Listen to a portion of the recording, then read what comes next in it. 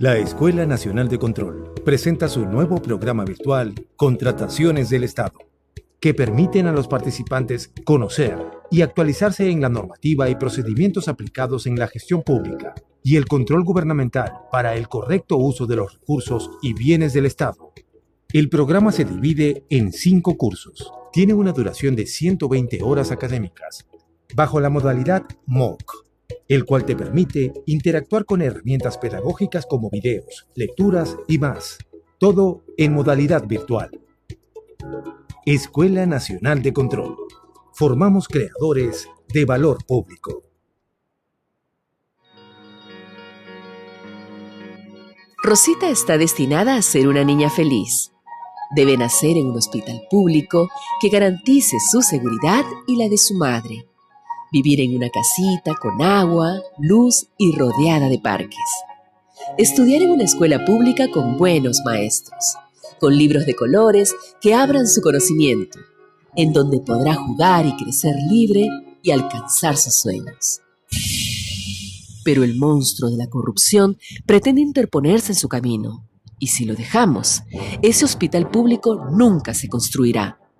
A su comunidad nunca llegará la luz ni el agua.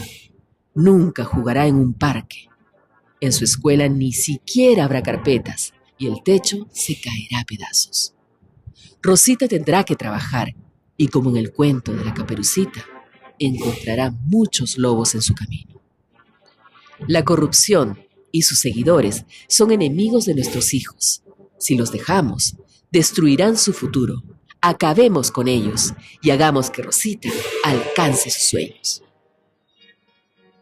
Somos la Escuela Nacional de Control. Desde hace 27 años, somos la entidad de la Contraloría General de la República, dedicada a la formación especializada en control gubernamental y gestión pública de los funcionarios y servidores públicos del país. Ofrecemos cursos y programas en 3 líneas de capacitación, enfocadas en fortalecer los conocimientos de los estudiantes, quienes participan de manera activa, aplicando los conceptos teóricos en casos prácticos, a través de simuladores y talleres, usando tecnología especializada para llevar educación profesional y de calidad a todo el Perú, a través de las modalidades presencial, semipresencial y virtual, promoviendo un aprendizaje multidisciplinario con un enfoque internacional. Contamos con una plana docente conformada por profesionales con amplia experiencia a nivel nacional e internacional, y una sede central con una moderna infraestructura y una estratégica ubicación geográfica en la ciudad de Lima.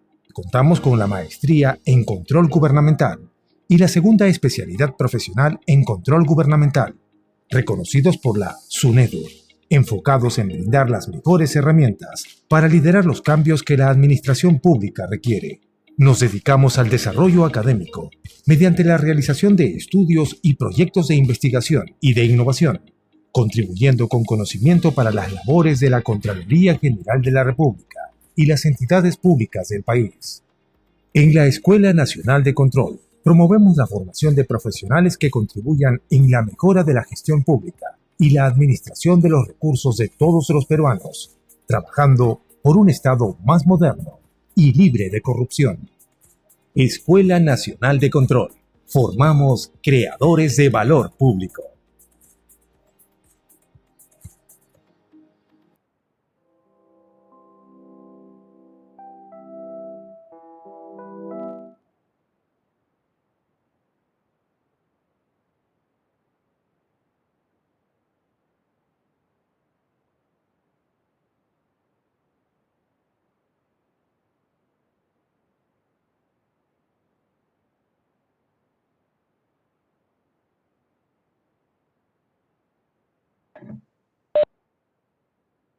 Buenas noches con todos los presentes. Les damos la más cordial bienvenida a la conferencia magistral Retos de la implementación del Compliance en el planeamiento estratégico institucional del Estado.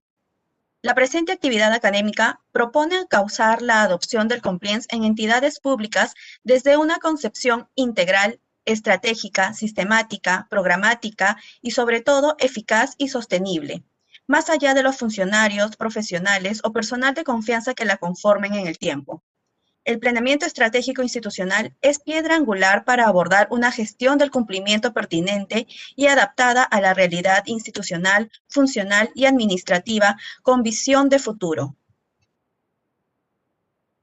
A continuación, la señorita Claudia Pérez, representante de la Subdirección de Posgrado, realizará una breve presentación de la Maestría en Control Gubernamental. Muchas gracias, Gina. A continuación voy a dar un breve resumen sobre la Maestría en Control Gubernamental, la cual para este semestre 2021-1 se tiene una estructura y malla curricular diseñada para que los estudiantes lideren proyectos de innovación y de mejora para el ejercicio en control gubernamental. Asimismo, tiene una duración de 2 años y un horario de clases de lunes, miércoles y viernes. Además, los temas de los días sábados todavía es de acuerdo a la modalidad que se va a tener y los docentes internacionales y nacionales de acuerdo a su disponibilidad. Para este semestre 2021-1 se ha tenido conveniente el siguiente perfil del estudiante. Tanto va a ser para nivel nacional e internacional. Primero es tener una experiencia de 6 años profesional, de los cuales 4 años tienen que ser en control gubernamental, gestión pública o auditoría. Tener el grado de bachiller o título profesional. Asimismo, no tener antecedentes de delito de terrorismo. En el caso de postulantes nacionales, deberán llenar diferentes formularios, así como nacionales e internacionales. Nuestras ventajas es que la Escuela Nacional de Control está legalmente habilitada para registrar sus títulos en SUNEDO. Además, tenemos la plana nacional e internacional y una innovación de aprendizaje online. Durante estos 2 años que se va a llevar a cabo la maestría, todo va a ser virtualizado. Asimismo, contamos con una plataforma académica donde nuestros estudiantes podrán en cualquier momento dirigirse y entrar por un app, en cualquier momento todas las clases van a ser grabadas y todas las clases además son en vivo. Debido a la coyuntura que atravesamos actualmente, los pagos también pueden realizarse online. Y él tiene un costo a este proceso de admisión de 150 soles. Además, para una inversión para el público general es de 17.900 soles con unas cuotas de 745 en 24 cuotas sin intereses. Para los colaboradores de la Contraloría General de la República se tiene un costo de 15.900 con las cuotas mensuales de 662.50, también en 24 cuotas sin intereses. Respecto al examen de admisión, tenemos preparado que el cierre de inscripciones es hasta el 26 de febrero. Asimismo, esperamos contar con su participación y estamos muy gustosos de esperarlos como los próximos estudiantes de la maestría en control gubernamental. Gracias.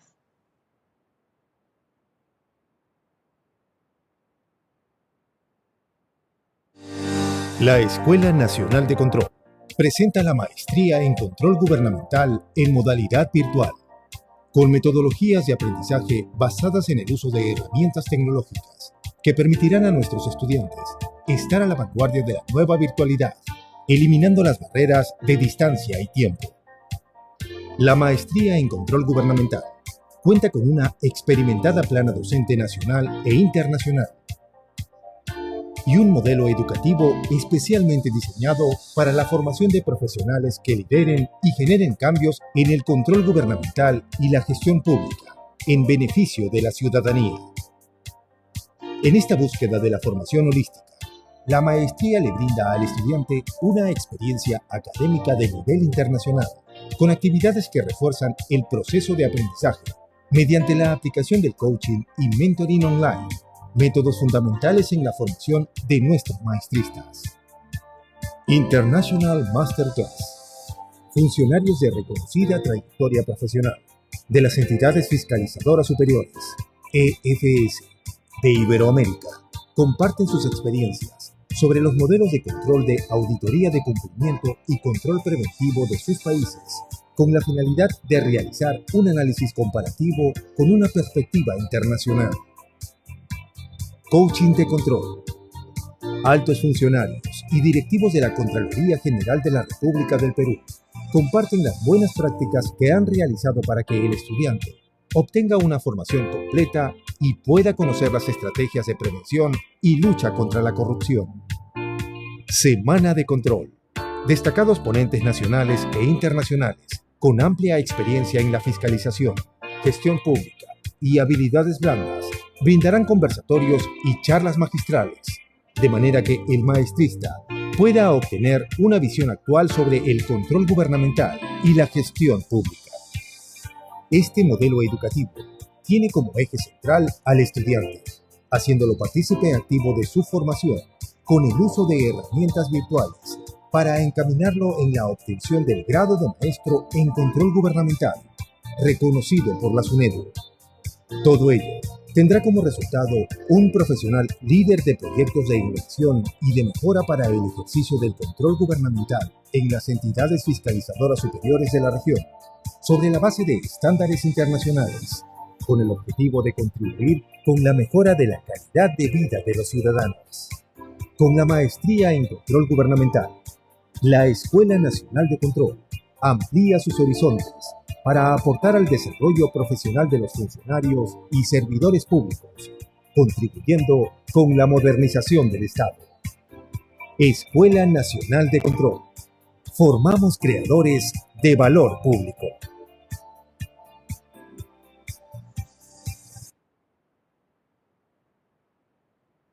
Agradecemos a la señorita Claudia Pérez, representante de la Subdirección de Posgrado.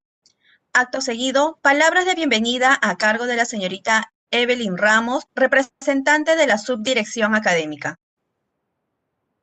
Gracias, Gina. Muy buenas noches a todos los presentes. A nombre de la Escuela Nacional de Control, les damos la más cordial bienvenida. En esta oportunidad, se ha programado la conferencia magistral Retos de la implementación del compliance en el planeamiento estratégico institucional del Estado.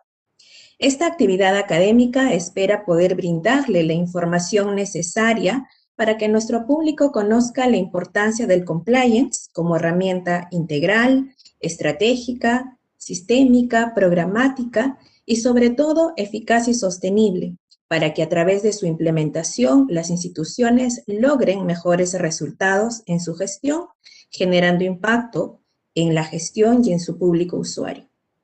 Siendo así, y viendo estos espacios académicos, la escuela ha visto por conveniente la invitación al docente, al señor Jorge Luis Caicho Cele, quien cuenta con experiencia en planeamiento estratégico y también experiencia en diferentes entidades públicas de distintos niveles, para que tenga a su cargo el desarrollo de esta actividad. Bueno, esperando que cubra con las expectativas de nuestro público asistente y se le pueda brindar toda la información necesaria acerca de esta estrategia para que puedan puedan implementarla en todas sus entidades. Así que, bueno, reciban la más cordial bienvenida y esperemos que estén atentos a esta actividad. Gracias.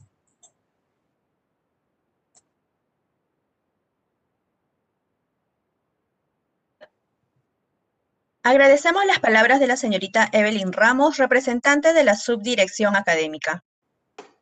Antes de dar inicio, les informaremos la dinámica de participación. Durante la presentación, el público podrá realizar sus preguntas o consultas en el cuadro de chat o comentarios, las cuales se le hará llegar al ponente para que éstas sean resueltas. Se les recuerda que solo las personas que se registraron e ingresaron por nuestra plataforma Webex recibirán constancia de participación. El tema, retos de la implementación del compliance en el planeamiento estratégico institucional del Estado, estará a cargo del señor Jorge Luis Caicho Cele. Cuenta con estudios en negociaciones y prevención de conflictos, así como planeamiento estratégico y Balancing Scorecard en la Universidad del Pacífico. Coach profesional y máster en programación neurolingüística. Especialista en cooperación internacional para el desarrollo de la Fundación Academia Diplomática del Perú en responsabilidad social, empresarial y negocios inclusivos por la Universidad del Pacífico, en gestión e implementación en compliance por Thomson Reuters, experto en negociaciones empresariales. Ex asesor del despacho ministerial del Ministerio de la Producción y coordinador del Grupo de Trabajo Multisectorial de Alto Nivel Coopera Perú. Consultor del Banco Mundial de la Presidencia del Consejo de Ministros, del MINCETUR, PROMPERÚ, MINAGRI, PRODUCE, MINEDU, MININTER, entre otros. Adelante, por favor. Muchas gracias, Gina. Te agradezco el pase. No sé si se me escucha bien. Sí, se le escucha bien. Muy amable. Muy buenas noches con todos. Es un placer dirigirme a todos ustedes. Gracias por permitirme compartir algunas reflexiones acerca del compliance y de los retos que pueden significar el compliance en la gestión estratégica de las instituciones del Estado. Voy a compartir mi presentación y vamos a dar inicio rápidamente a esta jornada.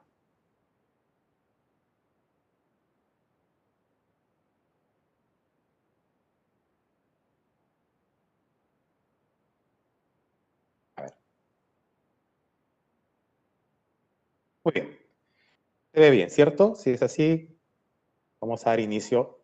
Mi nombre es Jorge Caicho, soy gerente general de la empresa VPN Networking y esta presentación está estructurada y realizada para la Escuela Nacional de Control por invitación de la escuela y trataremos pues de estar respondiendo y compartiendo los diferentes puntos de vista que se tienen acerca de este tema tan interesante y que ha connotado diferentes puntos de vista y comentarios acerca de cómo adaptarlo y cuáles son los retos que tiene el Estado para estas grandes tareas, ¿no? Así que esas reflexiones las vamos a abordar hoy.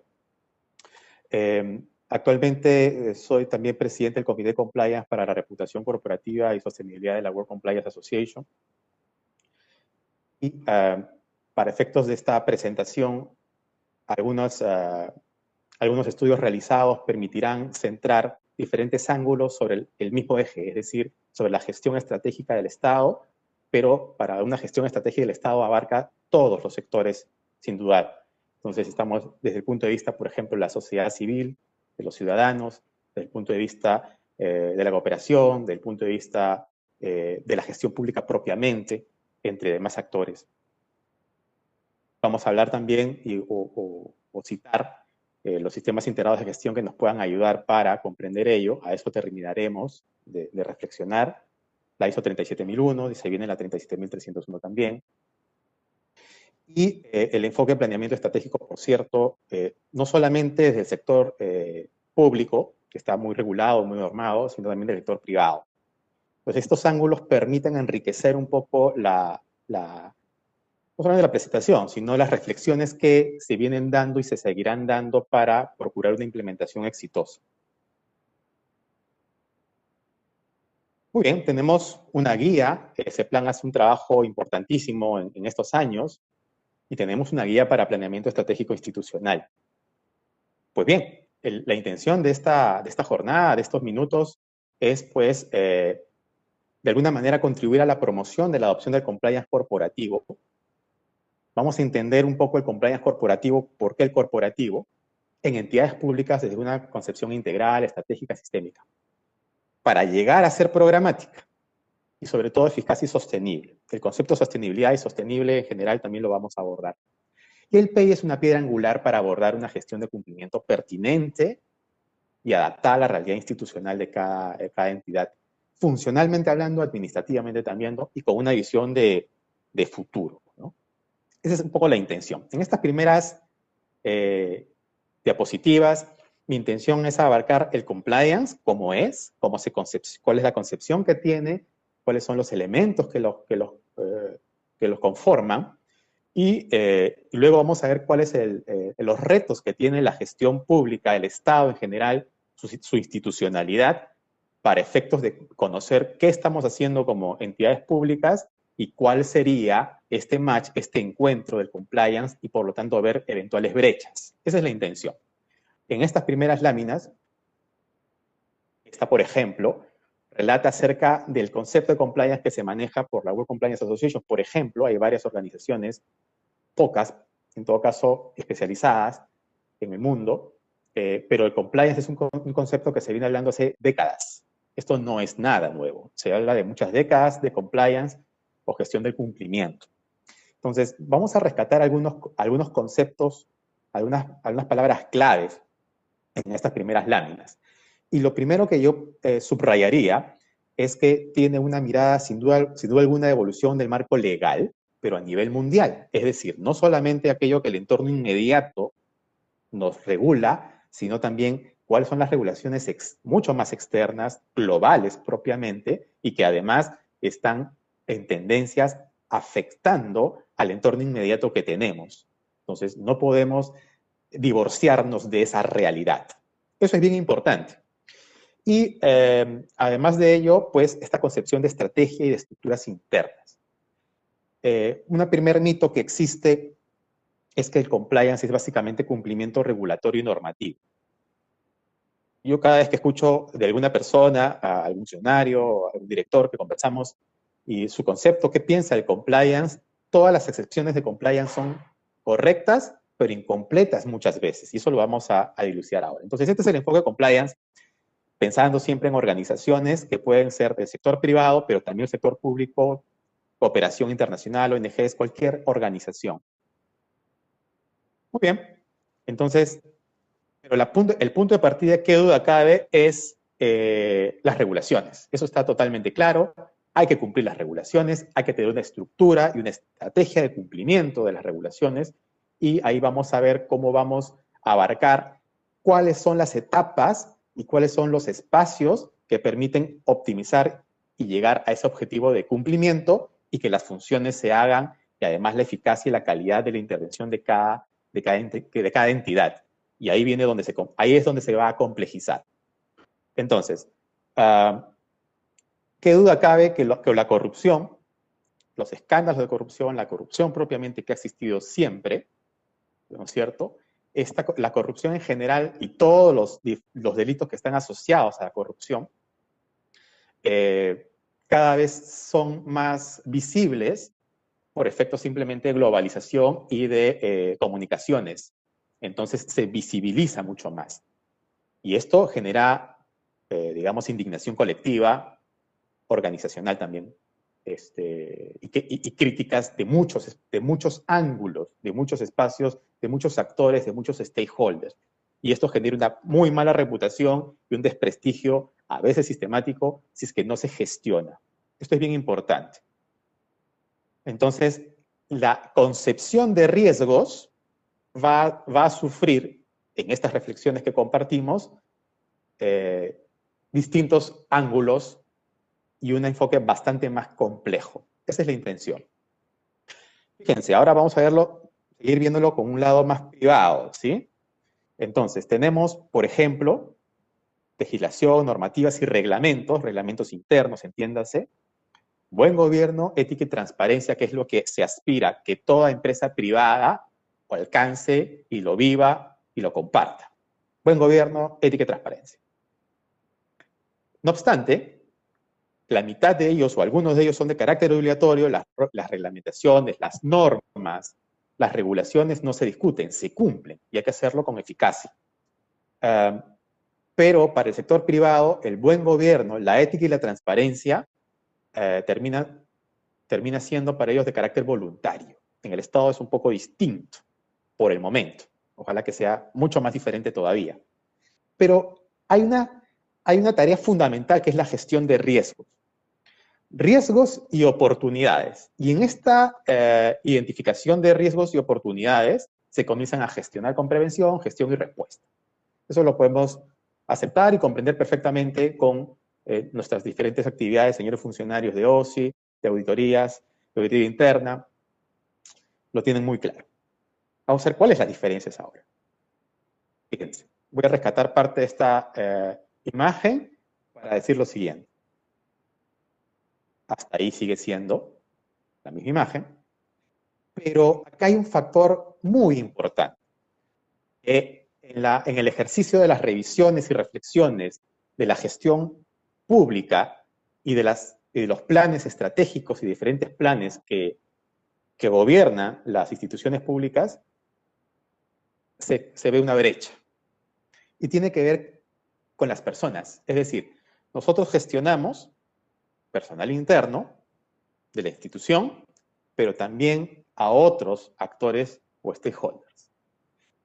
El problema de la concepción del planeamiento estratégico, y esto lo adolecen ambos planeamientos estratégicos, público y privado, que son muy distintos, no lo contemplan plenamente en la concepción de planeamiento estratégico, y ahí hay una debilidad.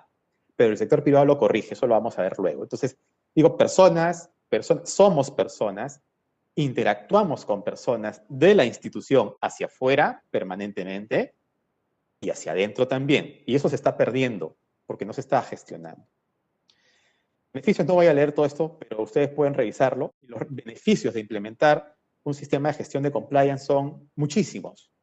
Son muchísimos, esto lo evidencia muy claramente grandes empresas transnacionales y lo evidencian permanentemente. Y lo que están haciendo en el mundo actualmente es contagiar a otras empresas que no necesariamente coinciden con esta visión de compliance al 100% o con mayor ambición, más integrado, sino que la cadena productiva y la interacción de estos actores para poder mantener con proveedores o clientes, pues se ven en la, no necesidad, pero sí en el desafío de adoptarlo dentro de su organización. ¿Para qué? Para mantenerse a la vanguardia, para mantenerse vigente. Entonces, los diferentes beneficios que trae la gestión de cumplimiento o el compliance, sin duda alguna, se ha comenzado en los últimos años a compartir también. Entonces, a nivel de cadenas, a cadenas productivas, de diferentes organizaciones y empresas que están alrededor de una sola empresa, pues comienzan a compartir estos lineamientos. Por estar regulado, porque hay giros de negocio regulados, pero otros no lo están, pero también lo están aplicando. Entonces van disfrutando de los beneficios que son muchísimos. Ventajas para los clientes, si nosotros vamos jalando un poco el concepto de cliente, en el caso del sector privado, para el sector público, ¿quiénes son los clientes o quién es el cliente de una entidad pública? Entonces hablamos del cliente externo, ¿para quién trabajamos? Y tenemos seguramente la concepción de ciudadano, que es válido, personas, ciudadano, pero también hay otros actores. Y no se recoge necesariamente, pero lo vamos a ver más adelante. Entonces el concepto de cliente es bien importante, muy importante, y esto no se está comprendiendo del todo bien y no se está asociando en la mirada estratégica de las instituciones públicas como sí claramente lo hace el privado. El mercado se contagia, en fin, esta parte es complementaria. Fíjense. Dimensiones. En toda organización tenemos una cultura organizacional. Formal, informal, pero existe la cultura organizacional. Gobernanza y gestión estratégica. Y acá es algo, una palabra bastante más del sector público, la verdad, el concepto de gobernanza, y es muy aplicado. La pregunta es, ¿estamos haciendo gestión estratégica? En principio podríamos decir que sí, con los diferentes planes que respetamos, que desarrollamos y que monitoreamos también. En principio sí. Vamos a cuestionar un poco eso más adelante. Líneas estratégicas de clase mundial, y ahí siento que todavía estamos divorciados.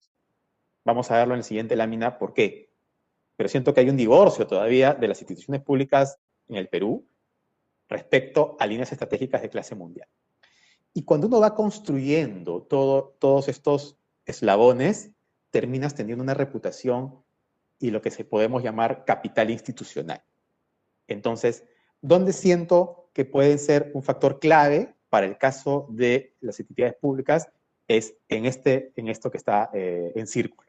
En líneas estratégicas de clase mundial, que hay que verlas, adoptarlas, adaptarlas y gestionarlas, y sin duda alguna en gobernanza y gestión estratégica.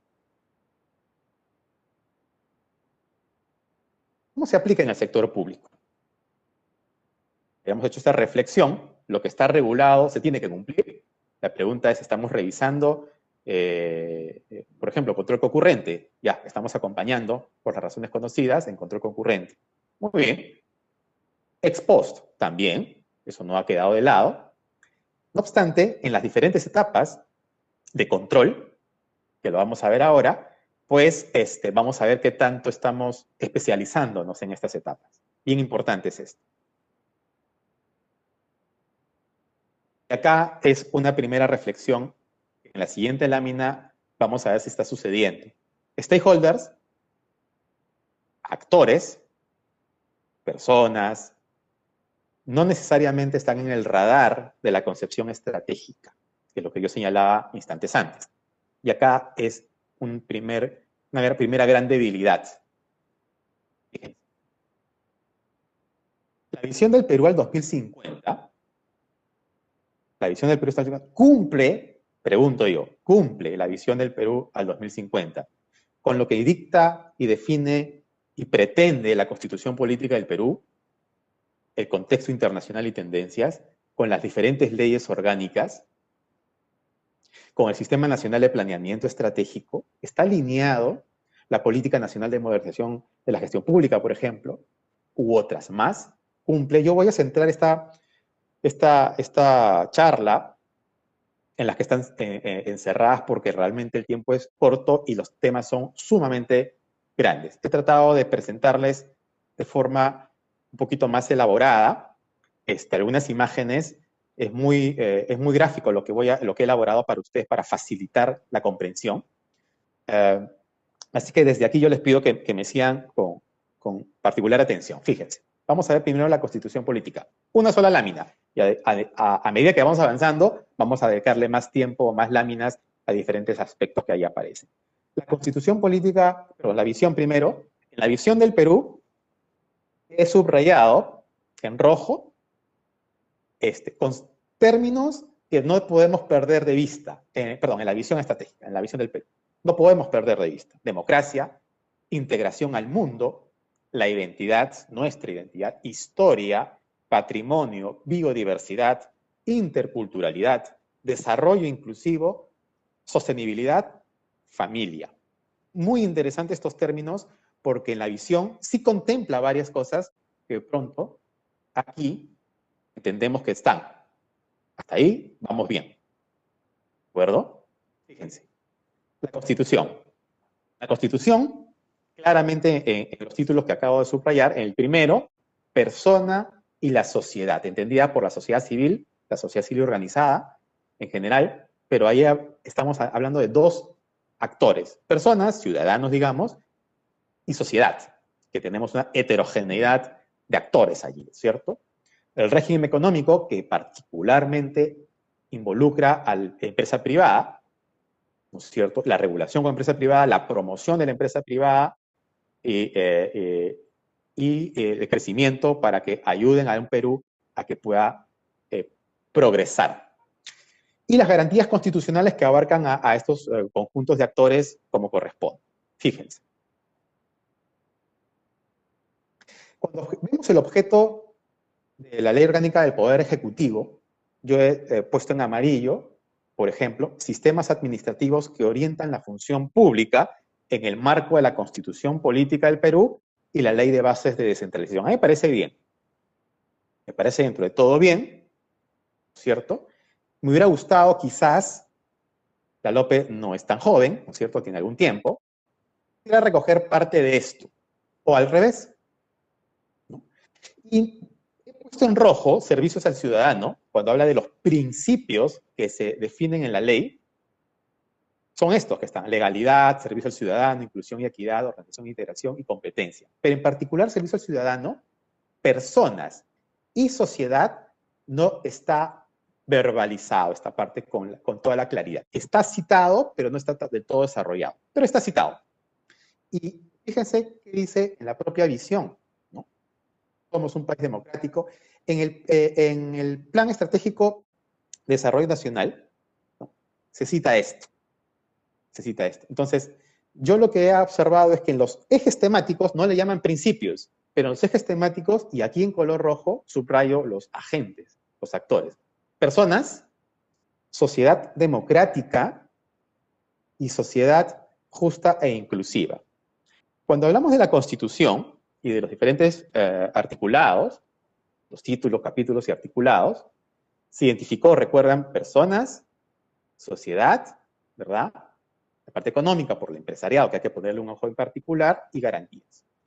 Pero digamos, reconozcamos que en la Constitución la gran cantidad de articulados está dirigido específicamente a derechos.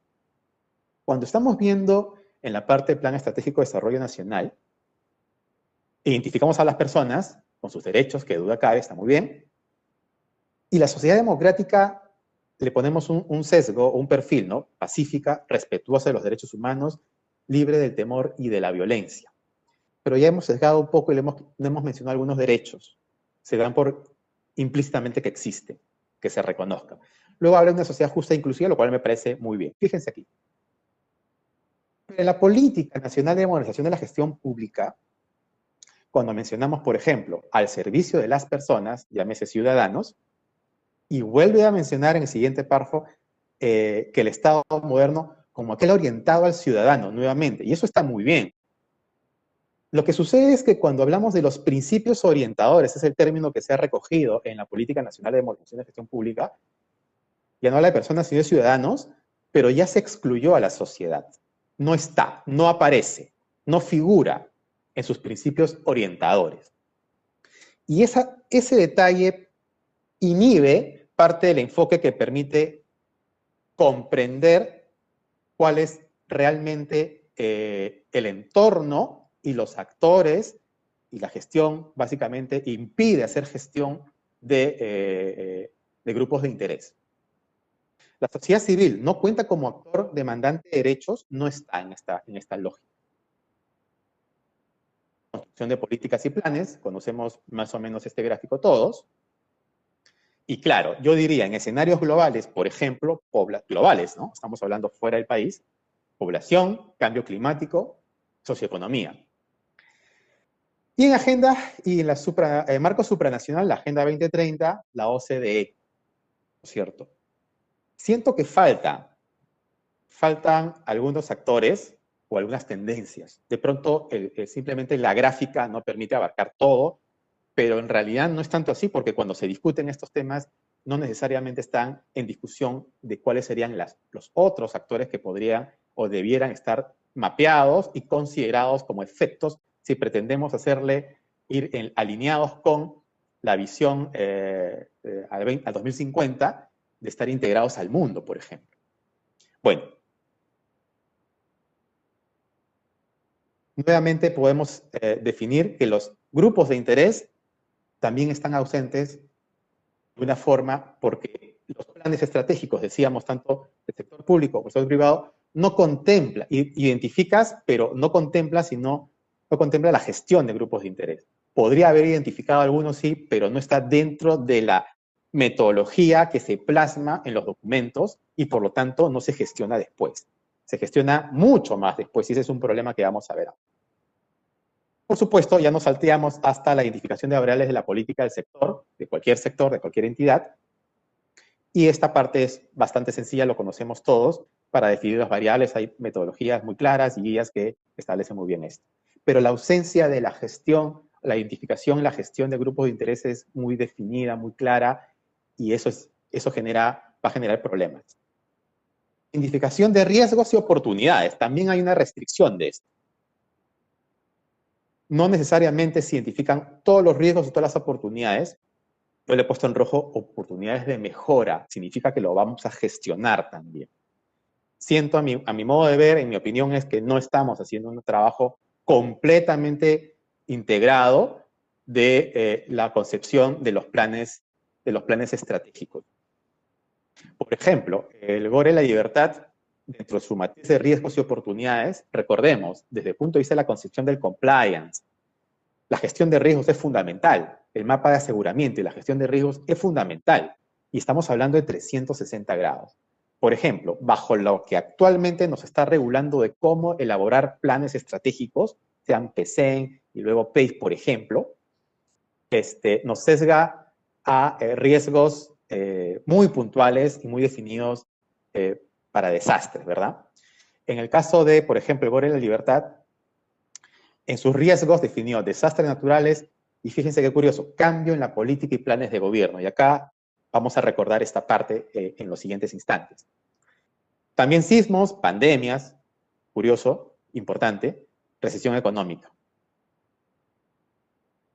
La brecha de servicios lo conocemos también. La pregunta es, en esta eficiencia, en la brecha de servicios, eficiencia de recursos, estamos hablando para los fines para los cuales está creada la institución, para los fines de las funciones que tiene como encargos esta institución pública, las funciones de cada uno de los directores, jefes de oficina y demás funcionarios que forman parte de esta entidad para llegar al mejor manejo de recursos posible, con eficiencia, eficacia, pertinencia y demás. Fíjense, ahí estamos sesgados, porque no estamos viendo grupos de interés. Política de Estado y de gobierno, de igual forma. La pregunta es, un producto, un servicio de una entidad, una alcaldía o cualquier otra entidad pública, ¿a quién va dirigido? Al ciudadano, a la persona. ¿Y qué sucede con los otros actores de grupos de intereses naturales de entidad? También van servicios dirigidos a productos. Por ejemplo, empresas, organizaciones de todo tipo, que son ONGs, sin fines de lucro cualquiera. Entonces, también las licencias de construcción, las licencias de funcionamiento, es para todos. Entonces, este enfoque exclusivamente al ciudadano está sesgando mucho, a mi modo de ver, y está excluyendo en este mapeo de provisión de productos o servicios concretos a este otro grupo que es fundamental. Fíjense. ¿Qué genera cuando ya llegamos a estos instrumentos de gestión tan importantes como el PEI y el POI? Fíjense, instrumento de gestión que identifica la estrategia de la entidad para lograr sus objetivos de política. Si nosotros venimos condicionando, recibiendo planes que están condicionando en sus enfoques de principios que no están totalmente adoptados, recogidos, y además de que está sesgado a cierto grupo de miembros de la sociedad, que son los ciudadanos o personas, y no otros actores, genera un problema de fondo. Objetivos y estrategias y acciones estratégicas institucionales, sin duda, y actividades operativas. Aquí va a ser la parte medular, en PEI y POI.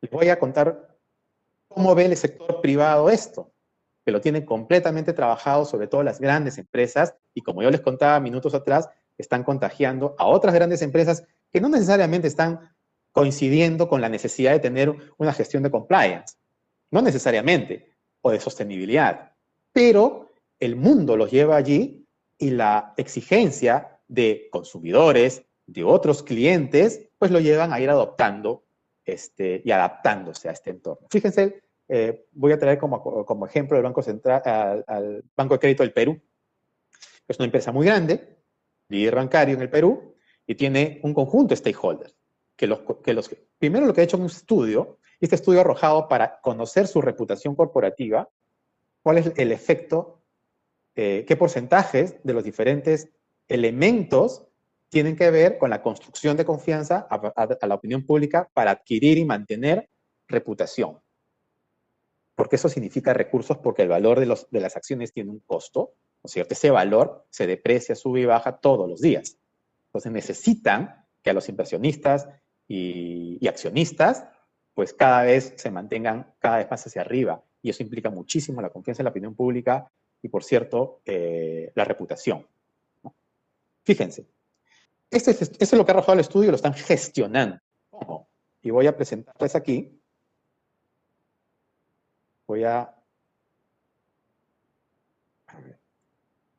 Quiero ahora compartirles.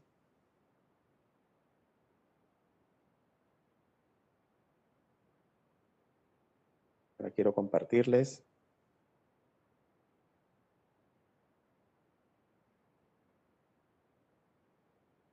Aquí está. Bien. Decíamos, BCP. Fíjense cómo gestiona los grupos de interés el BCP. Accionistas e inversionistas. Le dedica mucho tiempo a inversionistas y un gran interés porque determinan si están haciendo una buena gestión o no. O sea, tienen a los inversionistas y accionistas abocados a monitorear el comportamiento del banco y cómo se refleja en el valor de las acciones. O sea, tienen un interés completamente directo, mercantil, pero directo. Entonces, lo que ha hecho el banco es identificar cuáles son las expectativas de los accionistas e inversionistas y mantener diferentes y un nutrido mecanismos de diálogo con ellos para que estén informados. Lo mismo con sus colaboradores o trabajadores. Han identificado cuáles son las expectativas de este grupo de interés de colaboradores. Si queremos trasladarlo al Estado, deberían ser los ciudadanos y personas y la sociedad civil en general, ¿no es cierto? Vamos a especificar también, ¿no es cierto?, que valdría la pena. Pero digamos que los trabajadores de una entidad pública conocen las expectativas y hay diferentes y un nutrido número de mecanismos de diálogo. Clientes, del mismo modo, monitoreando expectativas y también mecanismos de diálogo. Comunidad y el ambiente, o medio ambiente, de igual forma, expectativas y mecanismos de diálogo. Proveedores y agentes BCP, de igual forma, ha identificado cuáles son las expectativas de los proveedores y los agentes BCP, qué expectativas tienen y una serie de mecanismos de diálogo con ellas. Del mismo modo, líderes de opinión y medios de comunicación, gobierno, todo el Estado, y organismos reguladores, expectativas de ellos, no solamente lo que está regulado, eso lo tienen que cumplir, eso no está en discusión. Insisto, esto no es un enfoque exclusivamente regulatorio, normativo, legal. Eso se tiene que cumplir, hay que hacerlo bien. Hay que gestionarlo y hacerlo bien, además con un enfoque preventivo y todos los elementos que correspondan para tener un buen desempeño y minimizar los riesgos que tengan sanciones o infracciones de algún tipo, o incluso penales. Eso está sin discusión, que implica compliance, por supuesto, pero no es suficiente. Hablan de expectativas. Dicho esto, regresamos a la presentación.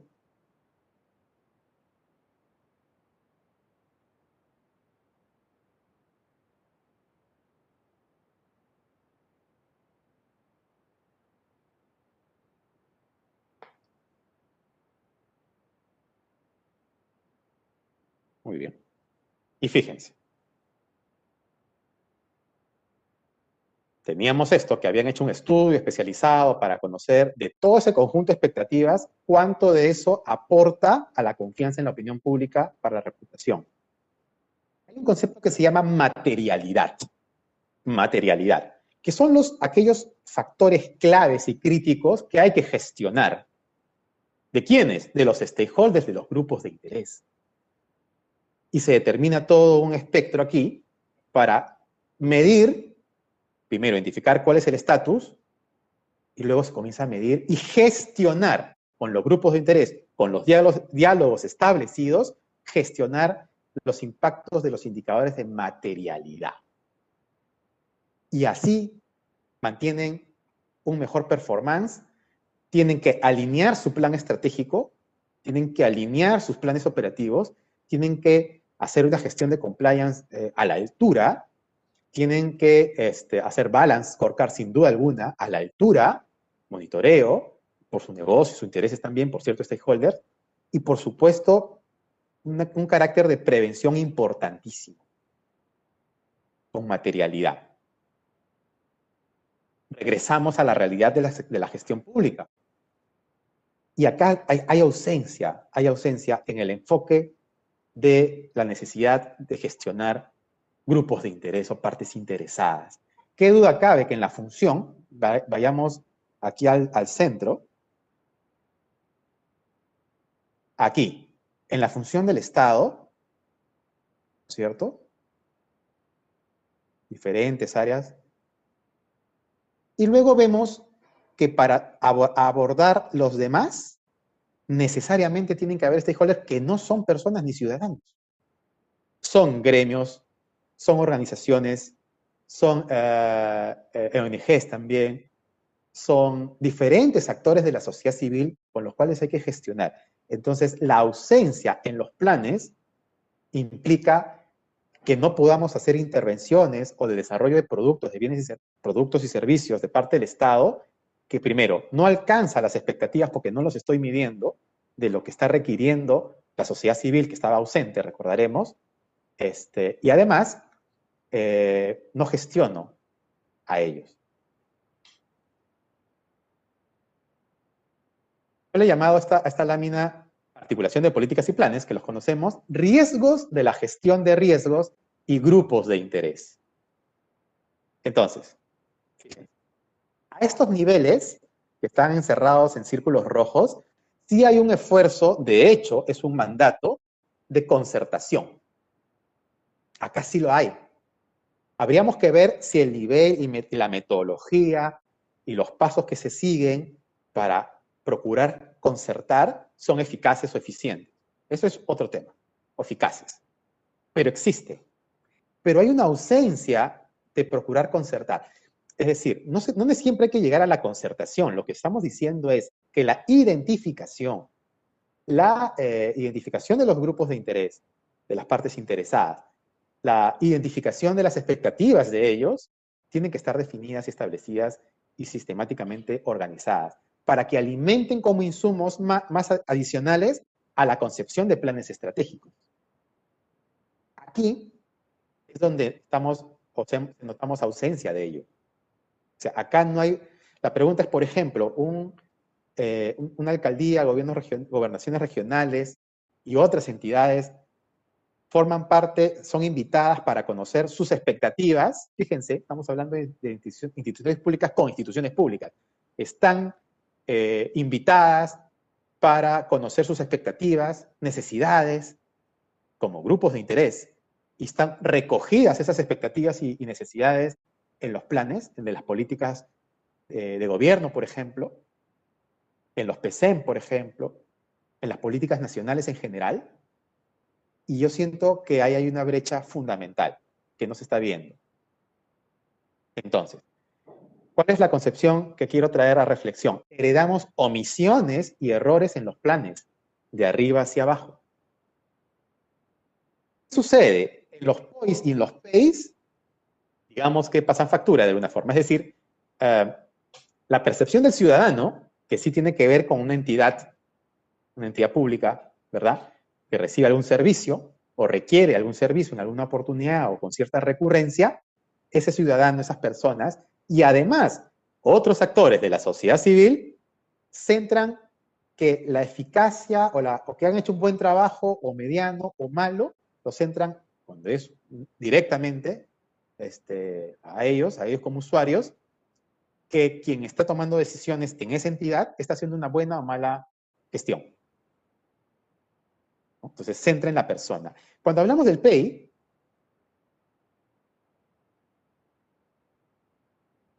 ya no es necesariamente al ciudadano o a la sociedad civil. Son autoridades, ¿no?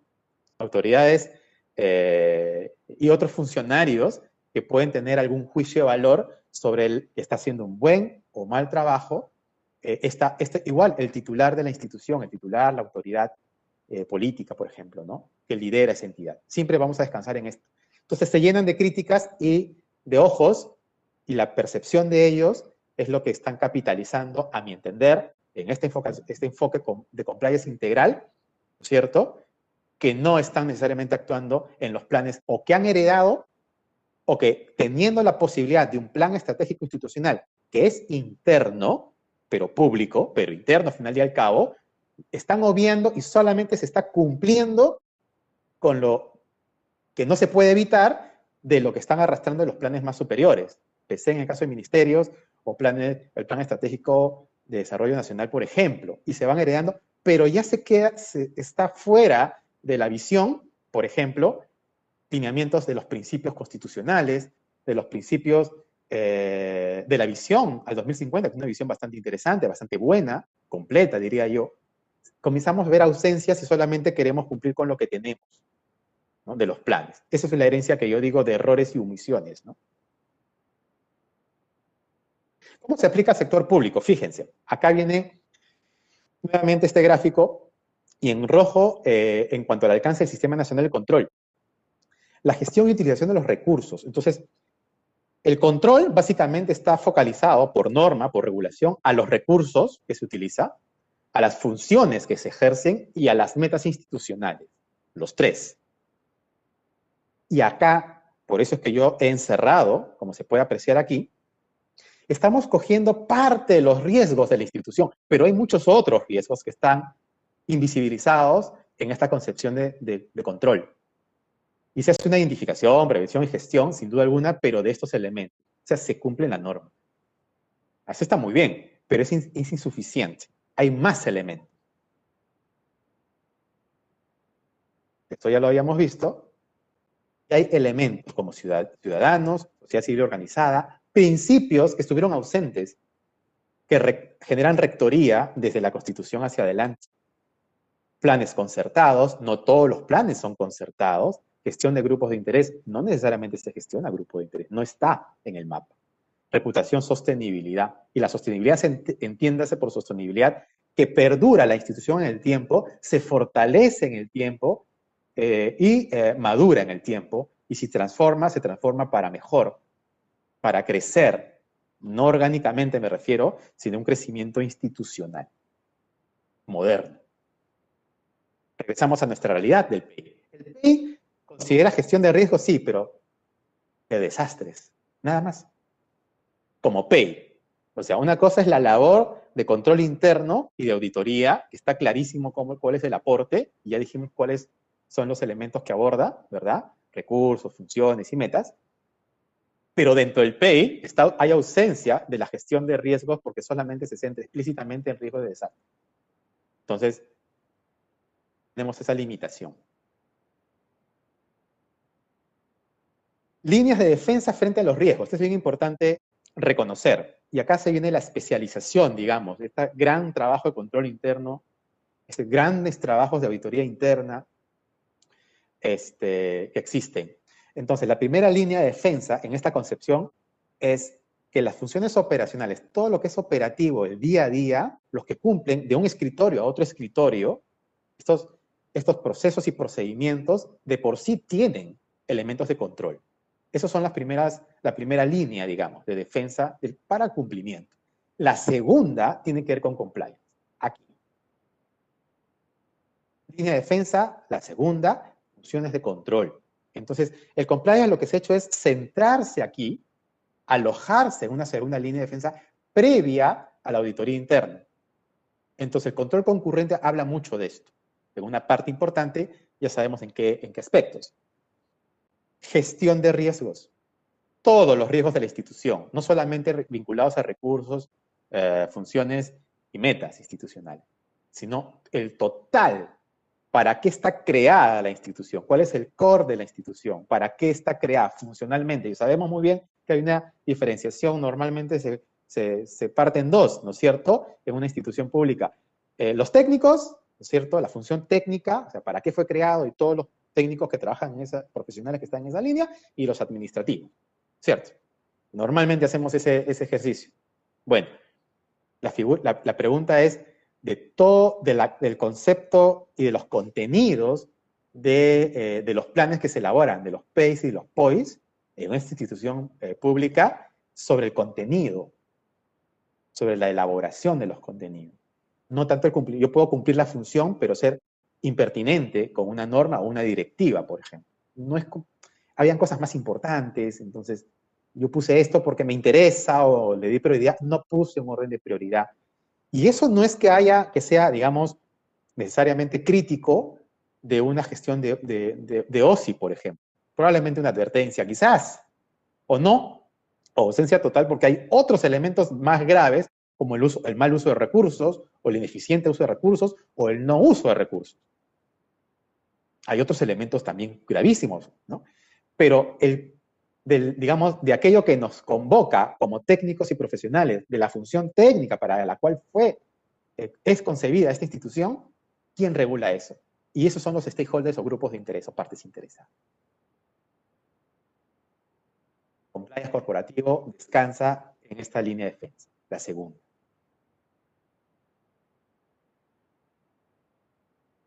Fíjense, COSO. Y acá se va a evidenciar muy bien, estamos en la parte final, ¿Cuál es el concepto para acoso de riesgos? ¿Qué significan riesgos? Es la posibilidad de que los eventos ocurran y afecten el logro de la estrategia y el objetivo del negocio. En el caso de la gestión pública, es el objeto por el cual existe la institución pública. Es la estrategia y el objeto o el objetivo para el cual existe la institución pública.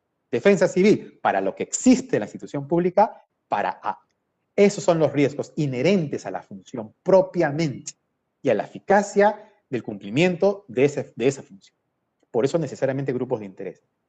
Entonces, esta concepción de riesgos está ausente de la concepción en los PEIs, en cualquier plan estratégico de la institución pública. Los riesgos considerados en esta definición, bueno, los riesgos de cumplimiento, subrayo acá en rojo. Los riesgos de cumplimiento están no solamente en la parte que tiene que ver con responsabilidad financiera, directa, indirecta, sanciones civiles, criminales, ¿no? Penales, sí, claro, pero también las reglamentarias, el reglamento interno, u otros efectos negativos para la organización o su personal. Otros efectos negativos, o sea, externalidades. Y aquí hay que ver el pastel completo, ¿no? A veces nos estamos focalizando específicamente en estos 5 elementos, 5 principios de gestión de riesgos actualmente, pero existe toda esta gama. Y acá habla de la gobernanza y la cultura, o sea, es la integralidad. ¿Para qué existe la institución? Y si estamos gestionando todos los riesgos inherentes a la razón por la cual existe la institución. Sea un ministerio, sea una OPD, cualquier institución. Y acá ahí está la brecha. Acá les comparto reflexiones finales sobre esta charla respecto a los retos de la implementación. Primero, reconocer, incluir y gestionar en los PEIs tendencias globales, principios enunciados en la Constitución, en las leyes orgánicas, principios. Es muy importante los principios. Aquí hay que ser medio principista, sí, absolutamente sí.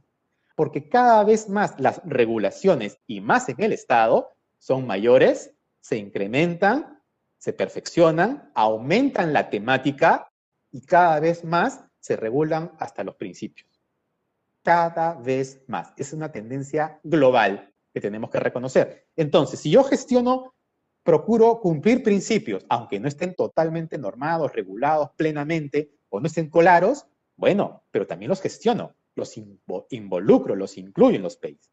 Porque tarde o temprano va a suceder para que madure, para que se fortalezca y madure la institución. Estamos hablando de instituciones, no de la gestión transitoria de una autoridad, no, de la institución, de la sostenibilidad de la institución. 2, sociedad civil y partes interesadas. En este momento están bastante ausentes de la concepción estratégica. Tercero, riesgos y oportunidades con enfoque integral, 360 grados. Recuerden cómo gestiona riesgos y oportunidades de los stakeholders o partes interesadas, por ejemplo, empresas como el BCP. Hay muchísimas empresas y cada vez hay más que hacen esto, muy profesionalmente. ¿Cuál es el siguiente paso?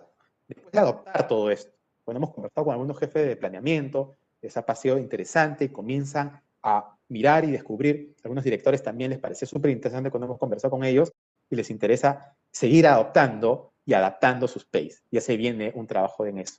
Y el siguiente paso, yo recomendaría acá hacer un peritaje preventivo, porque cada entidad tiene muchas particularidades y siempre es interesante tener y reconocer cuál es la parte más débil, aparentemente, o de mayor riesgo. Correcto, 1. 2, la implementación de un programa de compliance corporativo, con los lineamientos que hemos compartido ahora. Un programa. Y después, punto 1, peritaje preventivo, programas de compliance de cumplimiento, la implementación de un programa de compliance corporativo.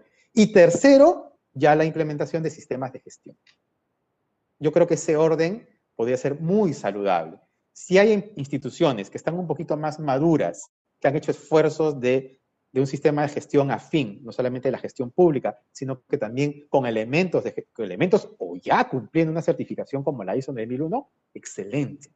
Entonces, el programa de compliance va a fluir más rápido y mejor. Y la adopción de la 37001 y próximamente la 37301 va a fluir mejor también, va a ser más natural. Esas son un poco las reflexiones que yo he querido compartirles hoy. Los retos son estos. Yo me he tratado de concentrar en lo que sea más sencillo de comprender. Los pasos los he compartido también. Y la concepción estratégica va a tener estas aristas que hemos conversado y por lo tanto la respuesta de las personas, ciudadanos, sociedad civil en general, stakeholders o grupos de interés en específico, cooperación internacional y otros actores más globales, primero, van a reconocer el profesionalismo, cómo se está manejando la institución pública.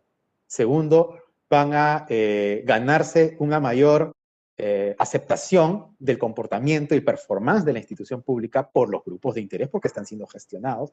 Tercero, va a ir elevando poco a poco, ya no la aceptación no solamente, sino la reputación de la institución y sin duda alguna de los funcionarios que la dirigen. Les agradezco su atención.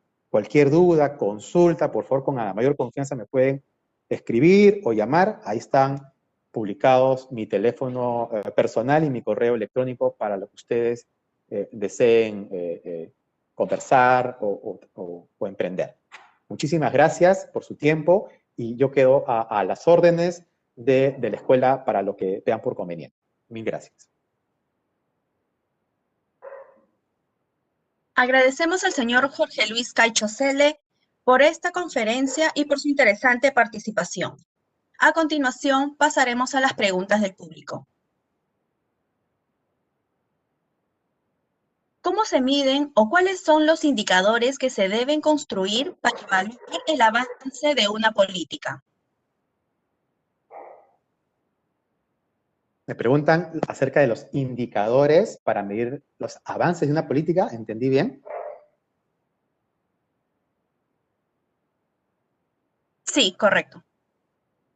Fíjense, esos indicadores, la construcción de indicadores ya está muy regulado, está muy trabajado. Ese plan ha hecho un gran trabajo y ya creo que hay muchos funcionarios que lo hacen bastante bien. Yo diría, mi consejo es que los indicadores que se elaboren para políticas o medir cualquier otra temática o materialidad, voy a utilizar ese término también, es interesante los indicadores complejos. O sea, no hay que tenerle miedo a que sea entendible para todos, porque son diálogos técnicos. Entonces, si hay una complejidad para medir un indicador, pongámoslo así. Pero lo más probable, y a mí me gusta mucho esto de la medición, el uso de indicadores para la medición de diferentes elementos, por ejemplo, política, es que sean indicadores desde el punto de vista del proceso, de cómo se están desarrollando la ejecución o implementación de tal política, por ejemplo. O sea, indicadores de proceso o el comportamiento, indicadores de resultado, indicadores de impacto. Y acá en políticas públicas en general siempre vamos a hablar de impacto. Eso me parece valioso. Yo considero que tienen que haber más de un indicador para poder medir diferentes elementos que enriquezcan la valoración del cumplimiento de una política. Puede ser cualitativo, sin duda, y cuantitativo. Entonces, yo creo que pueden haber 1 o 2 cualitativos y 1 o 2 cuantitativos. No hay que tenerle miedo a tener más de un indicador. Yo diría que eso enriquece. Y tampoco tenerle miedo a agregarle cierto grado de complejidad al indicador. Todo lo contrario. Cuando es complejo, significa que es más específico. Si es más genérico, se puede perder, no siempre es así, pero se puede perder la objetividad y entramos en algo mucho más etéreo y subjetivo. Y ese es un peligro, más cuando hablamos de medir una política.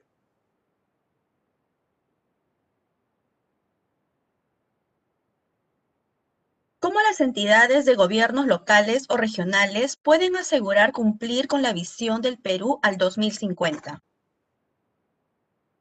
Qué interesante, me gusta mucho esa pregunta porque la visión al 2050 me parece una visión bastante bien elaborada. Más allá de gustos, me parece que está bastante bien elaborada. La anterior también, pero digamos, y este enfoque de visión permite, por ejemplo, a las alcaldías provinciales, distritales, de cualquier parte del país, a los gobiernos o gobernaciones regionales o cualquier entidad descentralizada en cualquier rincón del país, viendo esa visión y viendo cuál es su plan actual, en una revisión, actualización o cambio de plan, permitirá decir qué cosas no estoy tomando en cuenta o no se tomaron en cuenta en el plan anterior.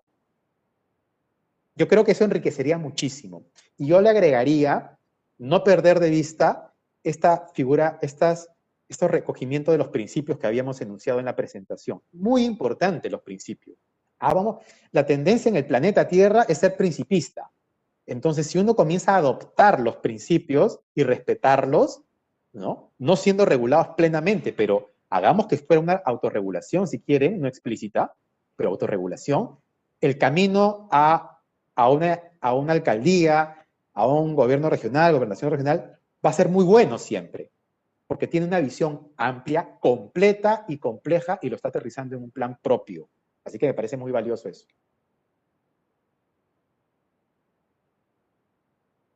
¿Qué entidades públicas ya vienen implementando el compliance? ¿En qué nivel estamos en el sector público? Bien, interesante pregunta. Yo he conversado con diferentes jefes de oficina de planeamiento y directores fuera de Lima también. Y claro, lo que está sucediendo es lo siguiente. Se adoptan ciertos lineamientos de compliance, ciertos lineamientos se adoptan, se aceptan. Se trata de encajar en la normativa vigente, pero el ejercicio pleno de la adopción del compliance, como lo hemos compartido estos minutos, les cuesta un poco, necesitan ayuda. Pero qué mejor trabajar de la mano, porque ellos conocen perfectamente bien a su entidad y lo que tienen que hacer es ahora ampliar el radar de stakeholders o actores o grupos de interés y demás y adoptar los principios de estos 360 grados. Entonces, cuando uno hace un plan de esa naturaleza, ayuda. En este momento, lamentablemente, en muchos casos, me han consultado o hemos conversado de que algunos directores o gerentes o autoridades no comprenden totalmente el compliance.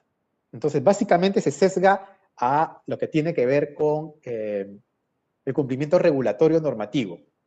Entonces, ya está sesgado, está divorciado, porque lamentablemente las regulaciones públicas en la actualidad tienen un hábitat muy corto todavía. Entonces, decir que están haciendo compliance, por eso es que yo recomiendo hacer peritajes preventivos en la institución, o un diagnóstico más completo, y después de eso, hacer un programa compliance. Esa es mi recomendación. El programa se enriquece en el primer año, primer semestre, se consolida, ¿no? se estructura, perdón, se implementa el programa, ¿no es cierto? No es el concepto del programa de la gestión pública, es un programa, digamos, que ayuda, paralelo, para mejorar en algo, ¿no? Dentro de la gestión, esa es la intención. Y en el segundo año, ya vamos viendo cómo va madurando toda esta sensibilización y adopción y adaptación de estos lineamientos de compliance. Entonces, yo creo que ese es el camino más eficaz. Yo no conozco instituciones públicas que hayan adoptado, en el Perú todavía, que hayan adoptado compliance per se. Lo que han hecho, hay algunas sí que han adoptado la norma sesgada, específica, pero importante, antisoborno, de prevención del soborno. Es el nombre completo de la ISO 37001, por ejemplo. Sí hay algunas, ¿no? Pero todavía no despega, digamos, ¿no? Así que eso está en proceso. Yo creo que es un momento importante e interesante para adoptarlo.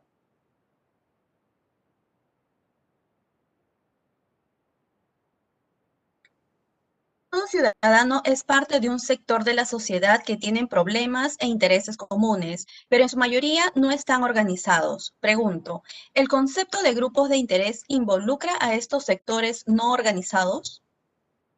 Muy buena pregunta. ¿Qué sucede con los grupos de interés o partes interesadas? ¿Dónde se gestiona en la gestión pública? En las instituciones públicas, ¿dónde la gestionan? Yo no diría gestionan, sino que ya cuando tienes el POI, o sea, ya no es el PEI, cuando tienes el POI terminado, recién Volteamos y ahora ¿con quién trabajo? ¿Cómo hago para cumplir mi POI, mis actividades, mis tareas? Recién nos preocupamos para conversar, reuniones técnicas con gremios, organizaciones, hacemos los comités, las comisiones, y comenzamos a activar eso cuando ya hice mi trabajo y ahora tengo que socializarlo. Tremendo problema. Lo que vamos a encontrar cuando queremos socializar un plan, un POI, por ejemplo, que ya está aprobado por norma, tenemos más bien barreras para el cumplimiento porque es algo que yo quiero y tengo que hacer, y por más que sea simpático, me va a costar convencer a quienes otros actores en la mesa me tienen que ayudar a que esto se cumpla, pero nunca los invité en ningún momento.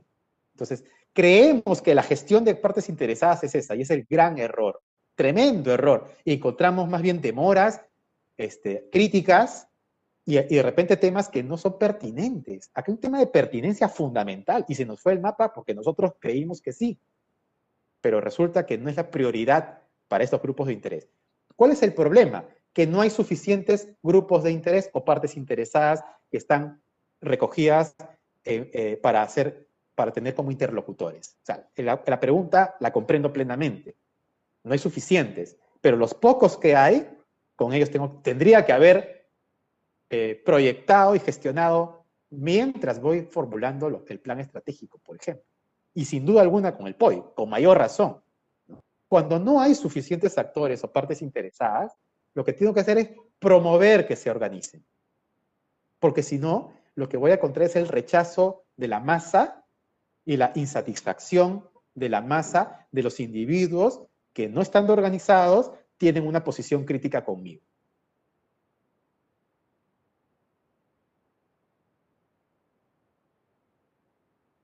Voy a dejar de compartir. Sí. Así. ¿Cuál de los modelos de compliance, COSO, ISO, modelo europeo, tiene mayor eficacia en la generación y preservación de valor? Qué importante esto del valor. Yo agradezco la pregunta. El valor. A ver, la cadena de valor público, que creo que la comprendemos, hay muchos funcionarios de excelente nivel que sé que están conectados. La cadena de valor público para sacar productos, servicios en todas las entidades. No confundir. La cadena de valor es para la provisión de productos y servicios, pero el concepto de cadena de valor en el sector privado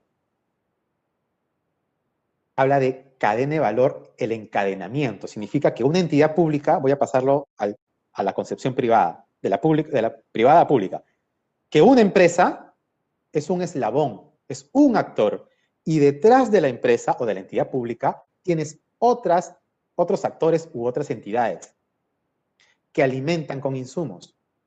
La cadena de valor público está al interno de la entidad pública, y ese es un gran error de percepción o de terminología. Pero no somos conscientes de que formamos parte de una cadena de valor, que yo soy un actor y que yo recibiré insumos, instrucciones, planes, guías, políticas, instrucciones, repito, de autoridades y demás, para elaborar productos y proveer los productos.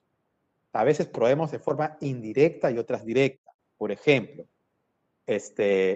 Defensa Civil tiene contacto directo con el ciudadano, con la empresa o las organizaciones, en algún nivel, bien poquito. Pero ¿quiénes son los que sí tienen injerencia directa? Las municipalidades y varias instituciones de gobierno, por ejemplo. Entonces, mi cliente son diferentes a los ciudadanos, no son todos los ciudadanos. Y ese es el gran error. Entonces, la concepción de cadena de valor es que yo soy un miembro de la cadena de valor en toda la lógica de generación de valor público, no solamente mi generación de valor interno de la producción.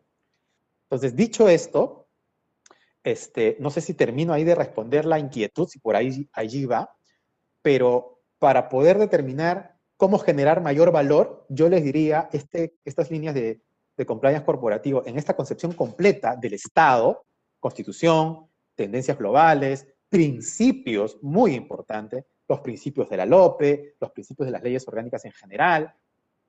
Yo creo que esto es fundamental. Yo creo que esto determina la calidad.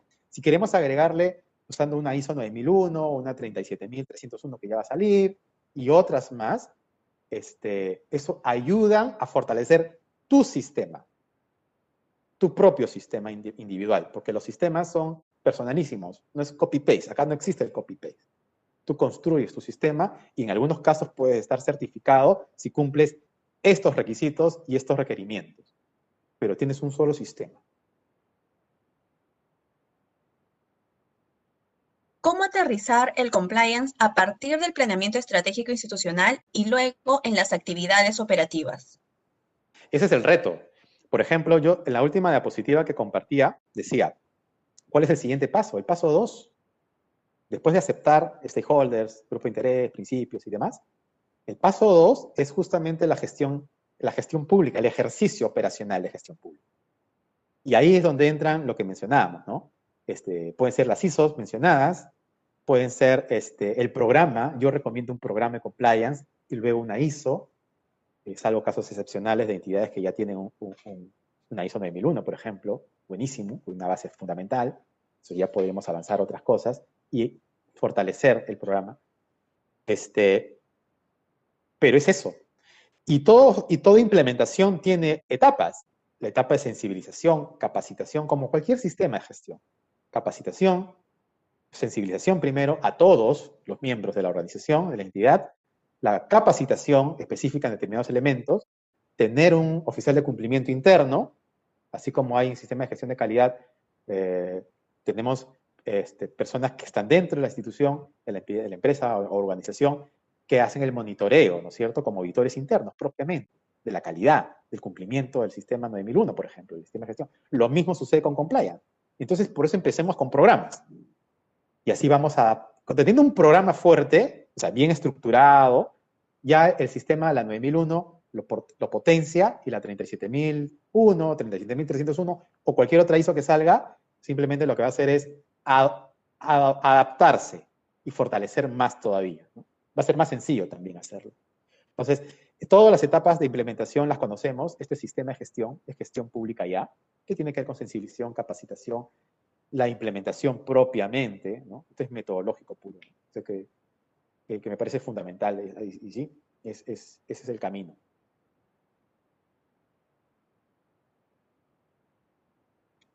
Finalmente, queremos agradecer la participación del señor Jorge Luis Caicho Cele y felicitarlo por la dedicación y el tiempo ofrecido para el beneficio de los funcionarios y servidores públicos, así como de la ciudadanía en general. Muchas gracias.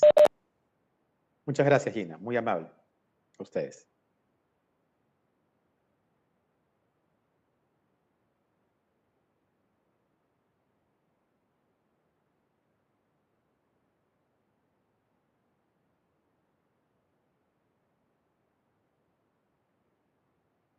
Los invitamos a participar del webinar La reforma del gobernamental en el Perú, balance al trienio de su implementación, que se llevará a cabo el día de mañana, y tendremos como expositor principal al señor Nelson Chac Yalta, Contralor General de la República, así como panelistas nacionales e internacionales.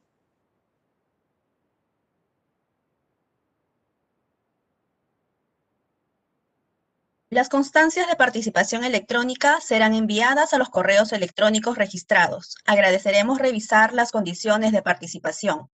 Asimismo, los invitamos a seguir a la Escuela Nacional de Control y a la Contraloría General de la República a través de sus redes sociales y portal web.